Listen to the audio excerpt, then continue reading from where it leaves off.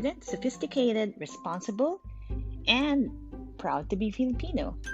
Every month, I will feature an Overseas Fabulous Pinay. Stay tuned and let's get fabulous! Okay, so welcome everyone. My name's Donna Kuenzler, and this is the Ovfabpinays podcast. So for today, our guest is Miss Carlyn Monastrial, the acting director of the Office of the ASEAN Affairs Socio-Cultural Division. Welcome, Carlyn. Hey Donna, how are you today? I'm good. Up quite early, but all good. Saturday morning. How are you? Just had a walk actually this morning Oh, for that's for nice. 20 minutes, o diba? Very nice, very healthy. So, Carlyn, tell us briefly about your overseas experience. What are the challenges and the highlights? And did you always want to go overseas? Okay. It's kind of a long story that I will put into a nutshell. It was actually one of our batchmates who told me that there's this career option for you where you can be in the foreign service, Philippine Foreign Mm-hmm. Service. Yeah. So I took her and another batchmate of ours. It's a series of exams actually. There were 4 exams that we had to hurdle in the course of a year. Okay. And I didn't really take it seriously because I was just taking it with her, no. But as the exams were, I was slowly hurdling the exams one by one. I was like, okay, maybe this is something I should really take seriously. Mm. And 2009, that was when I actually entered the Department of Foreign Affairs, and I was assigned to be a principal assistant of one of our ambassadors, Ambassador Belen Anota. So I Mm-hmm. was with her for 2.5 years before I think it was just after the Christmas break of 2011. So 2012, I just got a notice from our HR department saying in 60 days, you have to wrap up your business here and then you will be posted in Brazil. So Wow. that was surprised me. I was actually one of the first in my batch to be assigned, but Mm. they delayed me. My office delayed me because there wasn't anybody who could take my place. Because that's like the perennial, there's like a perennial shortage in the department for officers. So to make a long story short, by March of 2012, I Mm-hmm. had to move to Brasilia. So because it's not an English speaking country, I think that was one of my biggest adjustments, trying Yeah. to learn the language. Because prior to being assigned, we only are required 30 hours of study. So that's not really a lot. And Yeah. Less in than a week. Okay. yeah, and in Brasilia, it's not really the big cities. It's not really very cosmopolitan. It's not like Sao Paulo or Rio Mm-hmm. de Janeiro, no.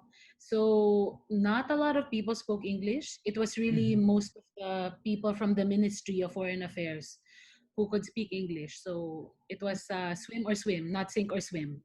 I had to really learn the language, and at the same time try to find a house, try to um try to get to know people around me, because it's really the basics, like how do you buy bread, how do you buy water, what do you say, Mm-hmm. how do you ask for directions. So I think that was my biggest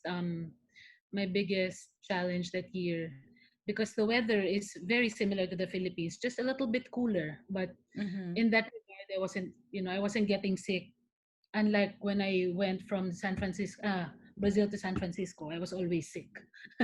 But But is it normally like that? I mean, do they really just give you 60 days notice? yeah, pretty Oh my much. God! Wow! So, napaka-steep ng learning curve and preparations. Very Mm. short. It was the Mm-hmm. same from Brazil to San Francisco, also 60 days. So, Okay. it's a lot of like tying up loose ends at yung lease mo, is it still okay? Can you Exactly. Yeah, yeah. really don't know. So, I think that's consciously also one of the things we have to think about. It's ideal that you get a lease for like a year and then after that renewable for a month, Mm-hmm, and mm-hmm. every month renewable. Otherwise, sayang your rent. Um, But otherwise, you don't really get to adjust so much just because once you get to post, there's so much work. If in the DFA you have like a whole office to support you, when you get to Okay. Brazil, it was 8 people. Right. Eight plus a gardener who was Brazilian. So just 8 people who could speak Filipino or English.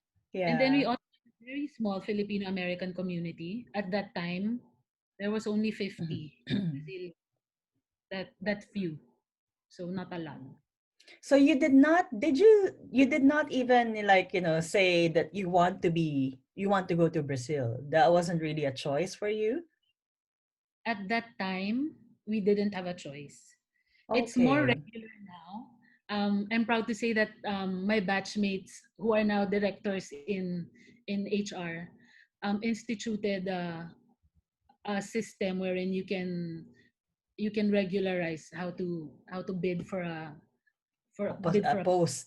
yeah. Okay, yeah. That's But a bit for being yeah. an officer, they really say that you have to be placed in hardship post, meaning Middle Eastern countries or war-torn countries, Mhm. Mhm. or like countries where there are a lot of Filipinos, because that means a lot of work with assistance to nationals, which Yeah. really takes iba ring challenge siya. Mhm. Mhm. And after a while, how was it like living in Brazil? I mean, all my travels to Brazil have been very enjoyable. They're also, like Filipinos, very warm and happy people. But of course, there's always the negative rep about the high crime rate. So how was that? I mean, were you always just in Brasilia or were you also traveling around? I actually got mugged in Sao Paulo. Oh, okay. I had to do a prison visit because we have quite a few Filipinas who are in prison for drug trafficking Mm-hmm. in Sao Paulo. So I visited Rio Branco, which is their police.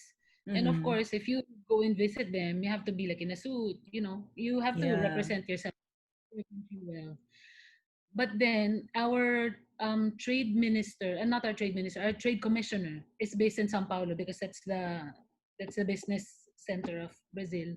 Mm-hmm. Um, told me to bring her the mails that she was getting from DTI to her. I forgot Okay. to remove my earrings, remove my watch. Aha, yeah. So that's what happened. There was this man who came up to me and he was shaking my arm. I still wasn't very familiar with Portuguese at that time. And he was Mm. saying to me, Chira seu relógio. And I was like, what on earth is this man saying? Why is he Yeah, yeah. hurting? He was really shaking my arm. And then Yeah. it turns out I figured out into the into the event, the scary event, that he was Mhm. asking for my watch. So Oh I my had God. shaking all over. Grabe. That was a scary experience because it Mhm. happened at 4 p.m. in it Broad at a daylight, huh? Yeah. street perpendicular to Avenida Paulista, which is their main street. There were a lot of Mhm. people around, a lot of cars, but it was really that bold. But in Brasilia, it's a bit quieter. Um, Mhm. Brasilia is like it's shaped like a plane. So if you go Mhm. to the south side, there's transportation. But I lived in the north where there's no train. You just get around by bus or by car. So in that sense, it was safer. But when Mhm. I was about to be transferred to San Francisco, things were were turning for the worse. There were a lot of riots already. Like Right. the cathedral there, every day they would smash the windows. Oh, crazy. Mhm. Yeah, and then Mhm. we'd get briefs from the ministry saying that there were diplomats who were getting kidnapped already. Mhm. So I think I left at the right time. Yeah. Pero as far as safety is concerned, you really just just like in any country, Mhm. but You have to be really, street smart, right? Yeah. I Mhm. think it was really worse because Yeah. even And so my how long did you stay there then? I was there for 2.5 years. So Okay. normally our tour is for 3 years, but they needed me immediately in San Francisco. So I Mhm. actually my mistake was I renewed my lease for another 6 months, which I had to give. Parang Yeah. lesson learned. He said, if you go, So these are the things that you bring with you at your next posting. So when Yeah. I went to San Francisco, that was one of my conditions. A year-long lease and then afterwards renewable for a month. Mm-hmm. And then how long did you stay in San Fran? In Sanfo naman, I was there for supposed to be just 3.5, but the department extended me for another 6 months. So a Mm-hmm. total of 4 years. Normally our tour is 6 years abroad, 2 years, 2 to 3 years in Manila, and then 6 years Okay. abroad. Yeah, that's how it goes for us. And how was So that different, coming from Brazil and then San Francisco? I can't even describe to you how it felt when I landed from Brasilia to the airport in San Francisco. The first things I heard were people speaking in Filipino. I was so happy. At the airport, everyone, mostly Filipinos in the airport working. It feels so different, and but it was kind of also similar just because there are so many open spaces in Brasilia, and I felt it was the same in San Francisco. um if you go outside of downtown, it's also the same. Parang you see blue skies. It Mm-hmm. kind of felt very peaceful. I felt at home also right away. Yeah.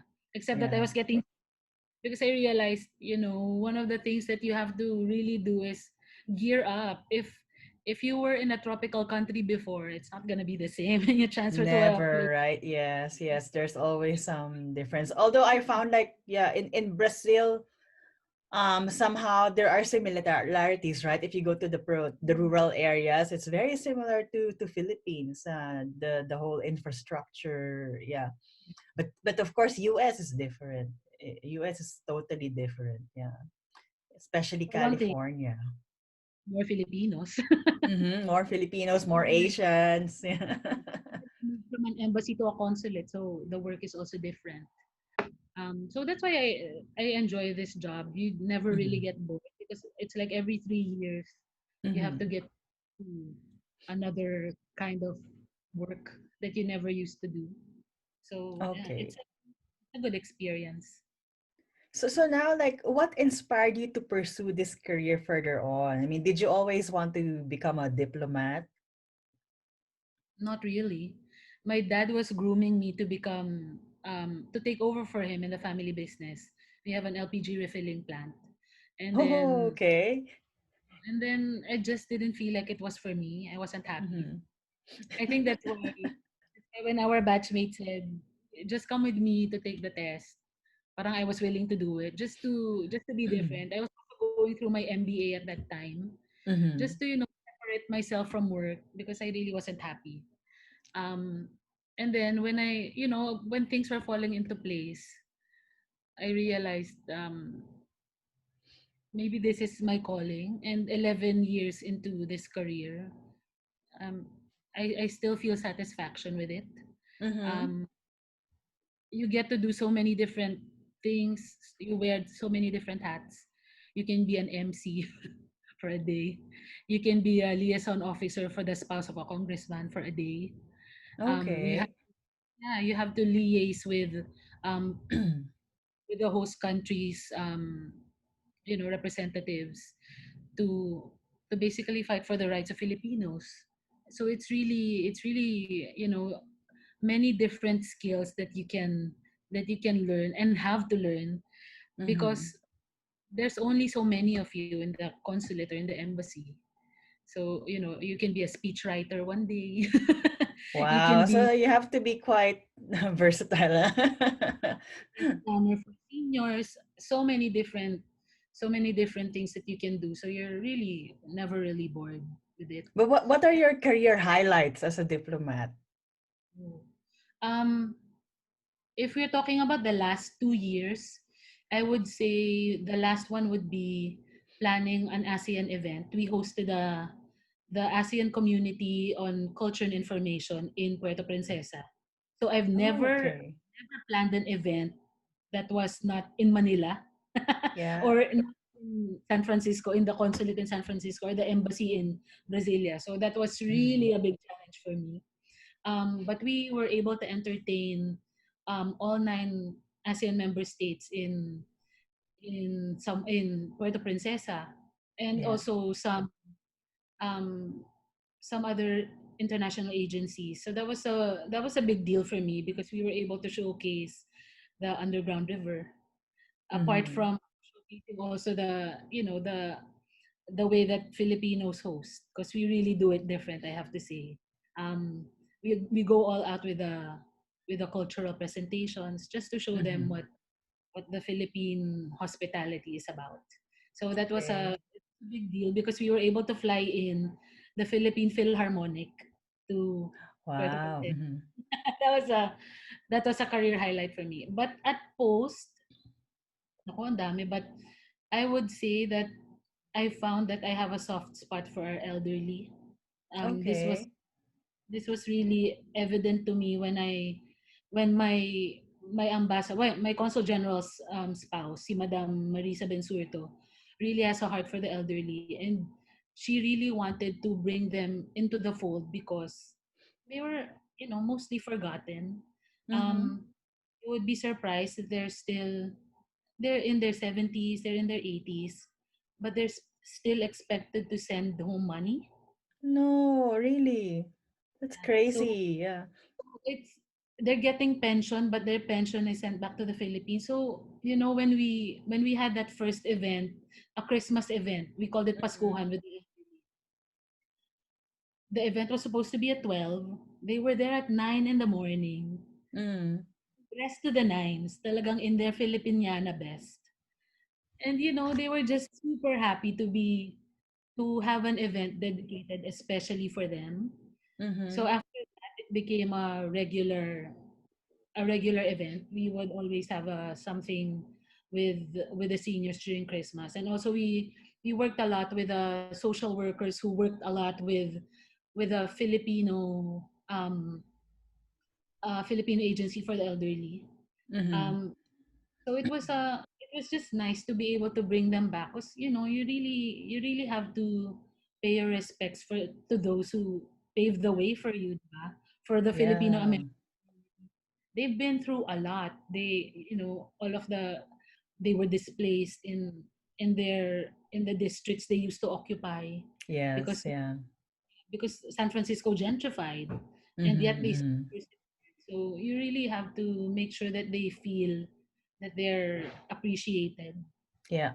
So, if you're asked to go above and beyond, if you're asked to go and visit them, you do it, even if it's off your hours already. Wow. Mm-hmm. But that's nice that the embassy really looks after, yeah, our Depende. people. Yeah.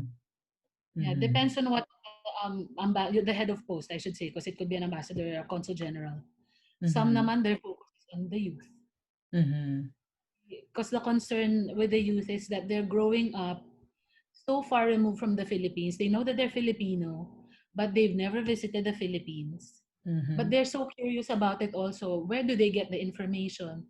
How do Yeah. you reach out to them so that they can appreciate Filipino culture? So you kind of get like the best of both worlds. That's I nice. think that's true for, because I've always handled the cultural portfolio. Okay. There's the other people handle political, some handle economic portfolio, but for me it was always social cultural. So you can really The fun get to part. correct spot for it. I think it's starting to be sort of like my expertise, which Yeah. shouldn't be. It should really be, parang more on, but I'll always have a soft spot for cultural. That's My pretty portfolio cool. to social-cultural for ASEAN, just a regional perspective now. Yes, yeah, yeah. I'll ask you more about that later. So, but first, can you tell our viewers and listeners, what's the normal career path of a person in foreign service, and are there skills and competencies that are common in diplomats? For if you're in foreign service, meaning you took the exam, Mm-hmm. the promotion is pretty regular. We go to foreign service officer level 4, and then you go up to until 1, FSO Mm-hmm. 3, 1. And then when you get to FSO 1, you're going to be taking the career minister exam. If you Right. pass that, That means you can be consul general already. And then Oh, after that, you become chief of mission 2, chief of mission 1, which is equivalent to being ambassador at post. Um, okay. there's going to be a bottleneck by the time you pass a career minister exam, just because the um the ambassadors we have now are very young. Some of them are Mhm. just in their 40s, and Yeah. we have a limited number of slots for ambassadors. So if they don't Mhm. retire yet, you could be stuck in a rank for a while yet. Right. So there are some ambassadors that are younger than us. Yeah. Uh, so it'll be a while before they retire. So Yeah. they're saying that um at our level now, at FSO 2 going to FSO 1, there are some who might not make it to ambassador just because we have very young. We have Mhm. Mhm. career minister, chief of missions at level 2 and level 1. So, but yeah, Mhm. the promotion is pretty regular, but I think the if you could call it cool that we have to go through the commission on appointments.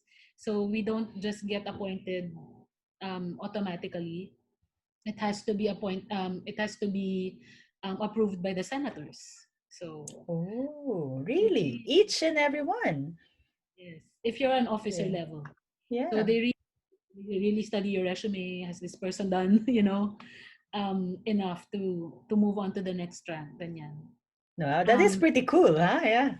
so How it's about the uh, skills and competencies? What are like the common, for you to be a diplomat? I think it has to be being at ease with anything that the career can throw at you. You really have to be flexible.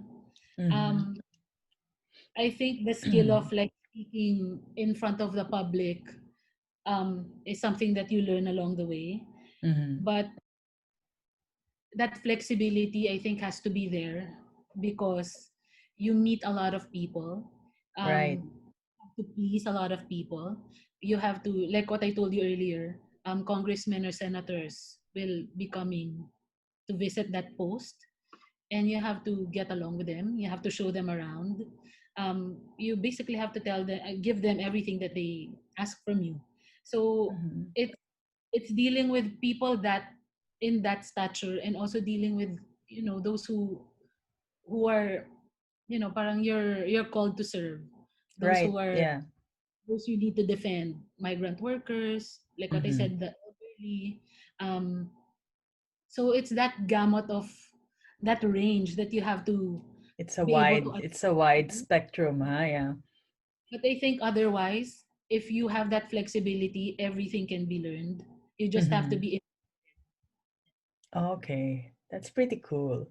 So now, after years of being posted overseas, you're back in Manila. So how is that like? What's it like? What are the pros and cons of being back in the home base? Actually, I was reluctant to go back home to stay with my parents. I said, "Oh, I'm in my 40s. I have to go back to stay with my parents." But I had to because the condo that I bought wasn't ready yet for turnover. And Mhm. then in the end, you kind of get used to it. And it's so nice to just be with your family because when you're abroad, well, I was by myself. In the foreign service, if you're married, you have the option to bring your family with you. So you can bring your Mhm. spouse, you bring your children. But I'm by myself. Um, so I got used to just dealing with my own noise. And then when you go back home, I'm with like six other people and the help. Right. So it was also a big adjustment for me. But you can't beat having a family to rely on. Um, Mhm. because in my first 12 months, I had to travel a lot. I would travel Okay. 3 times in a month. So Mhm. there's Wow. something that Mhm. you just can't do, like as simple as laundry. How can you do that if over the weekend you're still traveling and then you're working Mhm. with it? So it was a good thing that you have helpers. You don't have that pleasure when you're abroad, di ba? Haha, tell me about it. Until Yeah. if you don't deal with it, you get back home, you still have that dirty pile of laundry, you still have a kitchen sink full of dirty dishes if you don't do that. Night. feeling about being home, you're kind of like spoiled, parang princess. And just knowing where everything is, you don't have to ask anybody where to Mhm. find whatever something is it is that you want to find. No. Um. What But else was do you think Philippines has changed a lot since when you got back? before I left? I remember looking at Fort and seeing like just a couple of buildings, and then when I got back, I Mhm. was like, "What is this place?" You really don't recognize it, and I think people have to realize that being posted in the Philippines, pinag-aagawan. People, Mm, diplomats from abroad, they really yeah, fight for the because you have everything.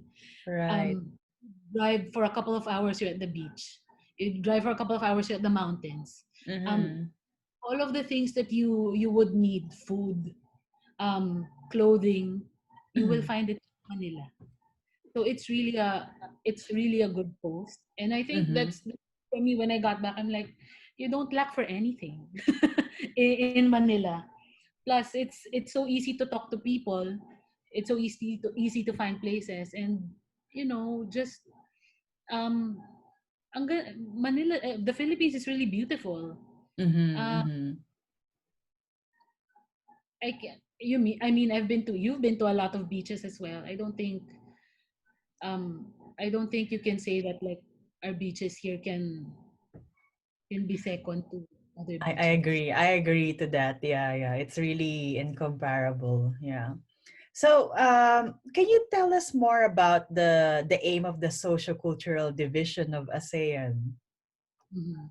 Okay, so ASEAN it's supposed to be a community that we build on three pillars, which is Mm-hmm. political security, the economic, and then social cultural, which is what I handle. Mm-hmm. Um, if it's an issue that's not concerned with political and security and economic, that's all under my purview, which means that I handle more or less 20 sectoral bodies, which includes health, which is super important now because of the pandemic. I handle women and children, climate change, and the environment. Oh Um, wow. Mm-hmm. Disaster management. So it's Mm-hmm. really like a whole gamut of things that you can learn about. Right. Yeah. Why I've been traveling so much because I have so Mm-hmm. many sectoral bodies under me that I have to Mm-hmm. make sure that I'm on top of um, the developments in those sectors. So back to your question, I think the most important thing that my sector is handling right now is COVID-19, the pandemic. Mm-hmm. Um, because it doesn't just hit um, the health sector. It also affects women because Mm. Yeah. women have been. Everyone. Huh? Yeah. I mean, you have a career to fulfill, but you also have to make sure that you take care of the education of your children because it's everyone's working from home or studying from home. And then you also have to think about migrant workers because Mm-hmm. um, despite the infusion of aid to companies or corporations, there were still so many layoffs. Mm-hmm. Um, Mm-hmm. in the Philippines alone, I think our unemployment rate is at 47% now. It used to be 16%. Wow. So Mm-hmm. we're thinking about how to re-employ those people. Right. The big developments that we are working on right now is back in 2017 when the Philippines hosted ASEAN, we put Mm-hmm. forth ASEAN Tibet Council, which is like it's supposed to be an agency that would help ASEAN member states to work with partners so that we can improve or reskill and upskill Filipino, not just Filipino, ASEAN workers. Yeah. And after 3 years, we finally inaugurated that Philippine that we were proposing that I don't know TVET Council. It was Mm-hmm. finally inaugurated a week ago, and we volunteered to be the inaugural chair to hold the inaugural Mm-hmm. chair. So it's such a Wow. big responsibility because we're really looking into making sure that not just by reskilling and upskilling, how do we do it in a pandemic?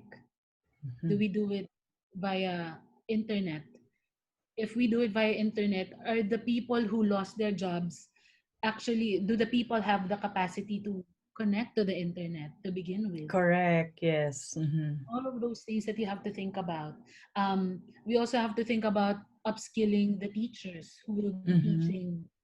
teaching our laborers to different or a new skill because of the fourth industrial revolution, and with the advent of AI, and just moving towards contactless transactions. how Right. do we how do we how do we make sure that we bring these laborers back into the fold and make sure that they are able to live lives that are comfortable, that they can find homes, that they can feed their families, Yeah. get the education that they want their children to have. So it's a big responsibility, but we have a lot of interest from partners abroad.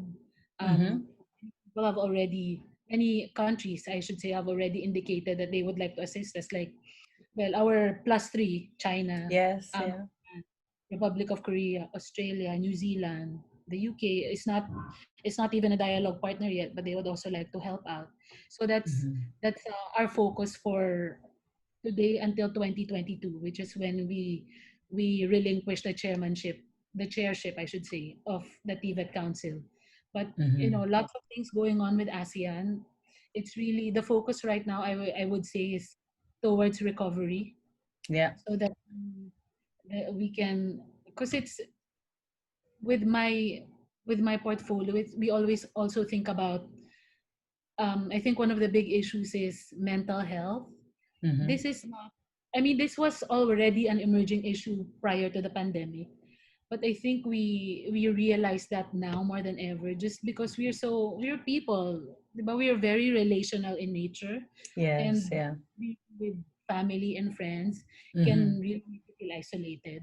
So that's something that our actually the Philippines also hosted that meeting, the Mm-hmm. meeting, the senior officials on social welfare and development. So that was a big deal because we want to make sure that we strengthen families also, which Mm-hmm. is which is like your front line, right? To prevent depression, Yeah. to prevent feeling isolated. And it was really nice because Korea pointed out that this can also really be an issue that we don't see because a lot of our elderly um, have dementia, and it can Mm-hmm. be spurred by feeling isolated. So that's Yes. something Japan is also looking into. China naman is looking into youth, while Japan is looking into active aging. So they have their agendas that they're pushing for, and Yeah. they're a certain expertise at this that we want ASEAN member countries to benefit from. That's So great. Yeah. we have to Mm-hmm. make sure that even with the pandemic, we have to keep those communication lines open because they're Mm-hmm. more than willing to pour money into this, to pour Mm-hmm. people to people exchanges into this. So we just have to make sure that these meetings continue to take place. Mm-hmm. And once the pandemic allows us, we can really start getting into the nitty gritty of how to implement all of these programs that they're proposing. That's really good to know. Yeah, good to know that, ASEAN countries, ASEAN itself is very active, and the dialogue is continuing to push for, the recovery programs for the member countries. So we are almost, well, we are out of time. So I have my last question, Carlene. So since you've already read my book as well, what do you think of the book and on being an overseas fabulous Pinay? I think what I appreciated most was your practical tips. I like that there's like a list that you could follow, because when I first got posted, I was like a fish out of water. Yes, we did the pre-departure orientation seminar, but they don't give us a list saying um, you have to look for a you have to look for a you have to make sure that when you sign your contract, you have all of these things. You Mm-hmm. really outlined all of those tiny details that I think would be appreciated by anyone who would be looking into migrating or like working abroad. And one of the other chapters that I really appreciated was how to also take care of yourself. Mm-hmm. It echoed what my, because we when we went through cadetship, which is like the first 6 months at the department, we were under the helm of an ambassador. So one of the things that she said to us was, as early as now, don't forget to save. So that, I think that was such valuable advice to new foreign service officers, because when you go abroad, um, you tend to like go crazy. You do everything right. You wanna experience Yeah. everything, but at a certain point, you also have to like calm down and then just learn to balance. Yeah, you take care of yourself, but also thinking about your future is something towards taking care of yourself. Mm-hmm. So Mm-hmm. you really have to strike that balance of getting the best of both worlds. Yes, you have a career, but you also have to take care of yourself. And when you take care of yourself, you have to think about your future. So I think that's really valuable information for anyone. And I don't just mean fabulous Pinays, also the Pinoys who are out there. Although I have Mm-hmm. trivia for you. Apparently, 60% of migrants are women. So 60 now, yeah. 60, huh? Wow. I've always thought it's more like 40, 60, other way around. Wow, okay. Women. So that's interesting. I think men would also benefit from this, from Mm-hmm. your book. They would appreciate knowing all of these steps, because I mean, if you have the pleasure of going with a family, you can figure it out. But if you're on your own, oh my gosh, this book will really help you. So I have to congratulate you for that. And I think just the feeling of having, just the thought of feeling like, oh, there's someone else who's going through the Mm-hmm. um same thing with me. I think it would really put you at ease Yeah. somewhat, right? Because you know that you're not on your own. And so I really hope that more people like your page. Like maybe it will be um a forum where people can speak about their Mm-hmm. experience, so they don't feel so alone. They feel like they have a support group, which is a big thing, especially in the time of a pandemic. I think you're Awesome. you're at a good path now. So I wish you luck. Congratulations. Oh, thank you so much, Carlene. So that's all that we have for today. Thank you so much, Carlene, for taking the time to be in my podcast. We learned a lot about your life, as a diplomat being posted overseas, and then with the ASEAN socio-cultural division as well. So I wish you all the best in the programs. Really rooting for them to be all successful because we need them, as we recover from the pandemic. So thank you so much. And everyone who are listening in and watching, thank you for joining, and we'll see you next time. Bye for now.